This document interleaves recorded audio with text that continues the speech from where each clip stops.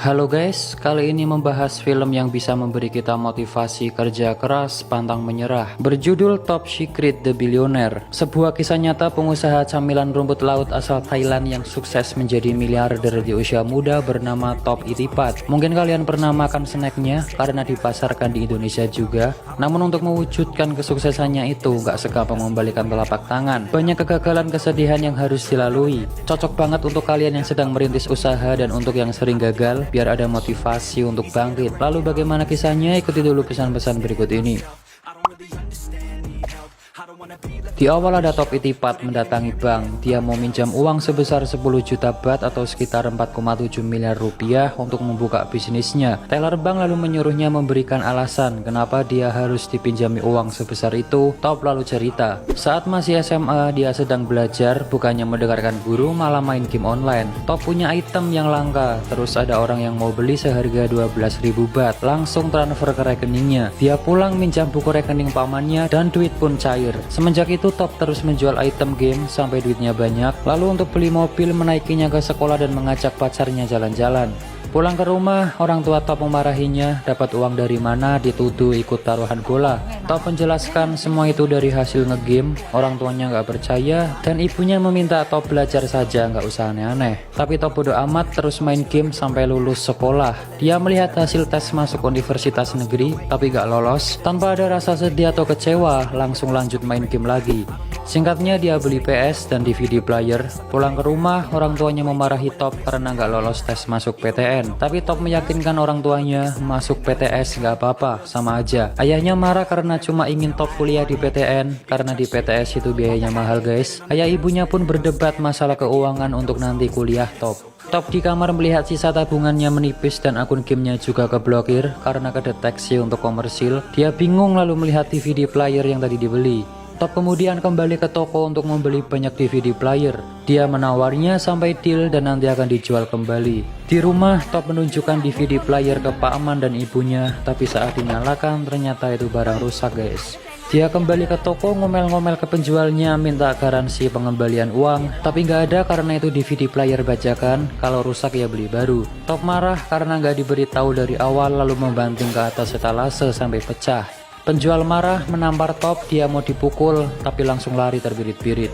Top pulang sambil manyun, lalu melihat ayahnya jalan kaki, ia nyuruh masuk mobil. Ayahnya bilang bisnis itu nggak gampang, jangankan anak kecil, orang dewasa saja banyak yang gagal. Dan menyuruh Top lanjut kuliah dimanapun terserah sambil memberikan uang, tapi Top menolaknya guys. Malam harinya dia mengambil jimat ayahnya dan dijual 100.000 baht. Uang itu digunakan untuk masuk PTS. Singkatnya Top sudah masuk kuliah, tapi saat di kelas dia nggak mendengarkan, malah menyuruh temannya ngerekam suara dosen mengajar dan keluar kelas. Dia pergi ke tempat pameran mesin, lalu melihat mesin penggoreng kacang otomatis. Kata salesnya mesin itu belum ada yang punya di Thailand. Mendengar itu Top langsung semangat ingin membeli mesin itu padahal harganya mahal. Di rumah Top dimarahi lagi karena membawa mesin itu, tapi Top bilang hanya menyewa seharga 50.000 baht. Top lalu bertanya-tanya ke penjual kacang goreng bagaimana cara membuat kacang goreng yang benar, lalu mencatatnya. Sedangkan temannya di kampus menelepon Top suruh masuk tapi gak diangkat. Top sudah mendapatkan resep membuat kacang goreng yang enak. Ia menyuruh pamannya mencicipi, ke ibunya juga, dan kacangnya enak guys. Top langsung mencari tempat jualan di mall. Dia bersama pamannya dengan semangat membawa gerobak dan kacang ke tempat jualan. Saat mall dibuka ramai orang tapi nggak ada yang beli. Pamannya sudah teriak-teriak juga nggak ada yang beli. Mereka terus berusaha agar ada yang beli. Top di pasar ngantar pacarnya belanja. Dia mengamati orang jualan gimana caranya biar ada pembeli. Top langsung mencatat kata bonus lalu diskon.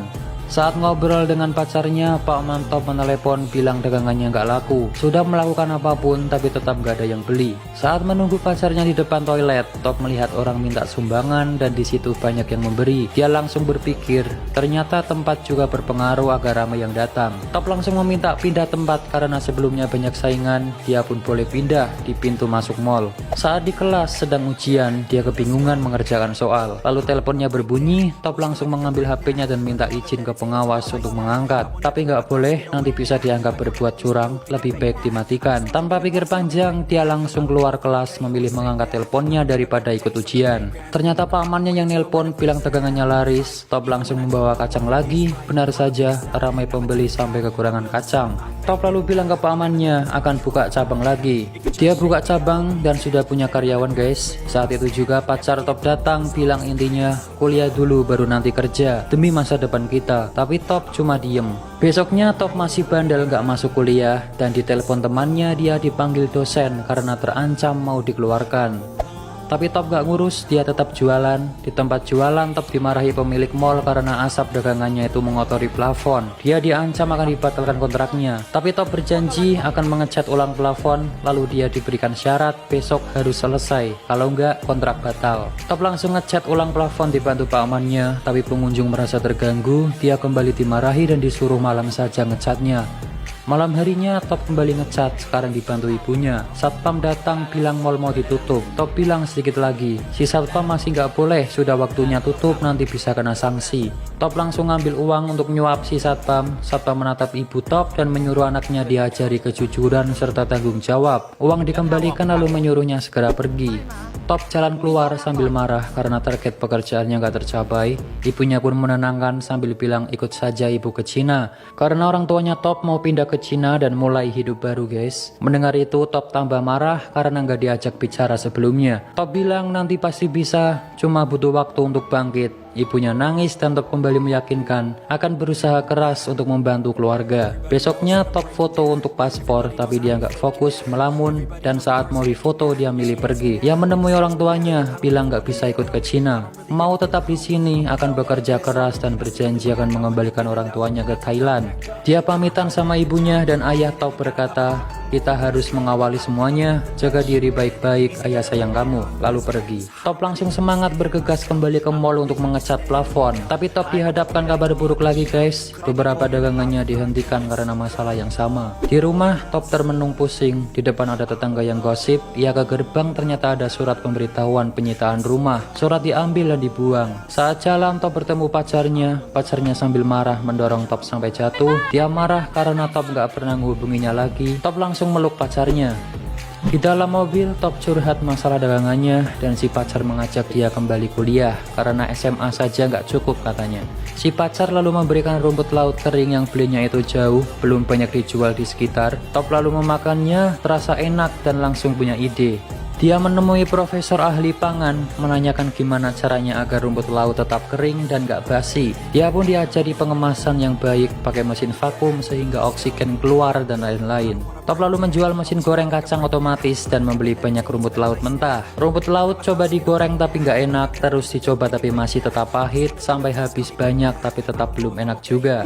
Top lalu menjual komputernya untuk tambahan modal. Pamannya bilang, susulah ibumu, kamu sudah habis banyak uang tapi belum menghasilkan apa-apa. Tapi Top gak menyerah dan bilang, kita harus terus berusaha, kita harus yakin akan berhasil, itu sudah jadi pilihanku, kita akan sukses. Jika kita sudah mulai, tidak boleh menyerah. Pamannya pun hanya ngangguk. Top ditelepon pacarnya untuk daftar kuliah. Dia mencoba tes masuk kuliah lagi guys. Malam harinya Top pulang, hujan besar membawa masuk rumput laut mentah. Saat di dalam merasa ada yang aneh. Top memanggil pamannya tapi nggak ada jawaban. Dia pergi ke belakang dan ternyata pamannya sudah tergeletak bersimbah darah. Top langsung membawa pamannya pergi dan rumput lautnya kehujanan guys. Di rumah sakit Top bersedih karena satu-satunya orang yang selalu membantunya nggak sadarkan diri. Siangnya Top kembali menggoreng rumput laut tapi masih nggak enak. Terus dicoba masih saja nggak enak sampai di kardus habis. Dia lalu melihat rumput laut yang semalam kehujanan, mencoba menggorengnya dan dicicipi. Rupanya kali ini rasanya enak nggak pahit. Penyebabnya adalah ada embun di dalam bungkus karena semalam kehujanan guys. Pamannya sudah baikan, Top lalu menyuruh mencoba rumput laut hasil gorengannya. Dan ya, rumput laut jadi lebih enak dan gurih. Mereka kembali jualan di mall tapi sekarang ganti jualan rumput laut dan yang beli ramai. Melihat dagangannya ramai, Top menulis 1 juta baht per tahun dan bilang nggak sulit. Ibu Top menelepon menanyakan kabarnya. Lalu ayahnya juga ingin mengajak Top nyusul ke Cina. Dia sudah disiapkan universitas di sana. Top lalu tanya berapa hutang ayahnya dan ternyata jumlahnya 40 juta baht atau sekitar 12 miliar rupiah. Top mendengar itu pun shock. Kembali ke rumah, ternyata di gerbang sudah terpasang tulisan rumah ini dalam proses penyitaan bank. Top lemas nggak percaya kejadian yang menimpa keluarganya. Sambil sedih, dia membersihkan foto keluarga, lalu melihat ada wadah obat di balik foto orang tuanya. Ternyata itu obat tidur, dia pun tambah sedih. Top lalu memutar kembali suara dosennya waktu itu direkam, isinya itu tentang motivasi. Jika kau berpikir kaya, maka kau akan kaya. Jika kau berpikir sukses, maka kau akan sukses, gitu intinya. Diulang-ulang terus. Sambil dengerin itu, Top ke 7-Eleven beli camilan. Saat jalan keluar, dia melihat ada 2 7-Eleven, langsung punya ide masuk ke dalam, minta nomor telepon kantor pusat. Di rumah dengan semangat, Top langsung menanyakan gimana caranya menjual produk di 7-Eleven. Top langsung ke kantor 7-Eleven, dia menunggu giliran dipanggil. Di sebelahnya ada orang yang juga akan memperkenalkan produk. Top melihatnya dan kembali punya ide. Di toilet dia langsung latihan seperti orang tadi. Top kembali menunggu sampai orang tadi sudah selesai, dan ternyata direktur ada rapat. Dia kembali disuruh menunggu lagi. Top menunggu sampai sore, direktur pun datang. Dia diberikan kartu nama dan disuruh meninggalkan produk. Nanti akan dicek karena direktur masih ada rapat. Tapi Top minta 10 menit saja untuk menjelaskan produknya. Produk diberikan ternyata belum layak dijual guys, karena kemasannya kebesaran dan kurang menarik, harganya juga kemahalan. Produknya ditolak. Top kembali ke rumah sambil lesu, ada pacarnya menunggu. Dia marah karena waktu itu Top cuma daftar kuliah tapi aslinya nggak masuk. Pacarnya pun menasihatinya harus kuliah, itu kok keinginan orang tua. Jadi pacarnya ini sangat ingin Top kuliah, kalau nggak kuliah nggak akan sukses gitu intinya guys. Si pacar juga bilang jika butuh uang dia bisa minta orang tuanya untuk bantu. Karena Top ini orangnya nggak suka minta-minta, dia pun marah lalu masuk, kunci gerbang dan meninggalkan pacarnya. Dia pun nangis. Malam harinya Top lusuh lemas, tidur di samping pamannya sambil nangis dan curhat. Dirinya begitu brengsek, pacarnya sungguh mencintai dan mengkhawatirkannya, tapi Top malah membuat kecewa. Pamannya pun menenangkannya. Esok harinya dia masih nggak menyerah, langsung pergi ke tempat cetak kemasan, menyuruh membuatkan desain yang bagus untuk produknya. Dia minta nama produk diganti yang bagus, tapi kata si pria, nama produknya sudah bagus, Tao Kai Noi, artinya pengusaha muda. Singkat cerita, produknya sudah jadi sesuai omongan direktur dan kembali ke kantor 7-Eleven. Tapi ternyata direktur jadwalnya sangat padat. Top nggak apa-apa, dia akan menunggu. Dari siang sampai setengah 4, sampai ketiduran, sampai sore pun direktur gak keluar, padahal mondar-mandir guys. Top merasa nggak ditanggepin, akhirnya pergi. Di lift, dia memberikan produknya ke satpam dan pergi. Top pergi, si direkturnya keluar nyari Top. Dia bersedih merasa gagal dengan tujuannya dan menelepon ibunya bilang akan menyusul ke Cina. Di lift ada karyawan melihat produk Top, dia tertarik dan mengambilnya, memberikan ke resepsionis, memakannya dengan lahap, dan memberikan ke koleganya karena rumput laut itu sangat enak guys. Ibunya Top bilang, ibu akan selalu mendukung Top, jangan menyerah, kamu akan memiliki masa depan yang indah. Si direktur masuk ke lift dan lihat produk Top sisa 1, dia sepertinya tertarik. Top dipanggil ke kantor guys, produknya diterima tapi ada syaratnya. Dia harus membuat 72.000 bungkus dan mengirimkannya ke 6.000 cabang 7-Eleven. Juga harus dicek kebersihan pabrik tempat produksi. Jika syarat terpenuhi, produknya diterima sepenuhnya. Top pun setuju. Di rumah dia kebingungan gimana caranya bikin 72.000 bungkus dan di mana dia harus menunjukkan pabriknya, sedangkan dia nggak punya pabrik. Nah kembali ke awal tadi guys, ternyata dia ke bank mau pinjam uang 10 juta baht itu buat bikin pabrik dan rekrut karyawan. Teller bank melihat dokumen Top, ternyata umurnya masih 19 tahun. Top dipuji masih muda, sangat bersemangat, bagus. Tapi bank nggak bisa meminjamkan uang karena belum cukup umur. Dan keluarga Top juga punya hutang 40 juta baht, dia pun cuma diem. Di mobil Top sedih, lalu menyalakan musik dengan keras dan teriak kencang di dalam. Top kemudian menjual mobilnya dan memutuskan untuk terbang ke Cina menyusul orang tuanya. Di bis, dia melihat tiket pesawat, langsung memukul gembok ruko lalu membuka pintu. Ternyata Top masih nggak nyerah guys, dia ke toko bekas orang tuanya yang dalam proses penyitaan bank. Di tempat itu, dia akan mendirikan pabrik. Dengan hasil uang jual mobil dan tabungannya, dia gunakan untuk modal usaha. Saat di stasiun mau masuk ke kereta, Top melihat pacarnya sedang asik dengan teman. Kereta datang, ternyata dia sudah gandengan tangan sama cowok lain. Top hanya dia memandanginya sampai nggak ingat mau masuk kereta. Kembali ke pabrik, Top sudah merekrut karyawan dan sedang menyiapkan pabrik untuk inspeksi. Pabriknya dinamai Tao Kai Noi. Direktur datang bersama orang yang ngecek kelayakan pabrik. Pabriknya dicek dan si Pak Man menyuruh Top nyogok saja agar disetujui. Tapi dia menolak karena nggak mau ibunya dikatain lagi nggak mengajarkan anaknya kejujuran.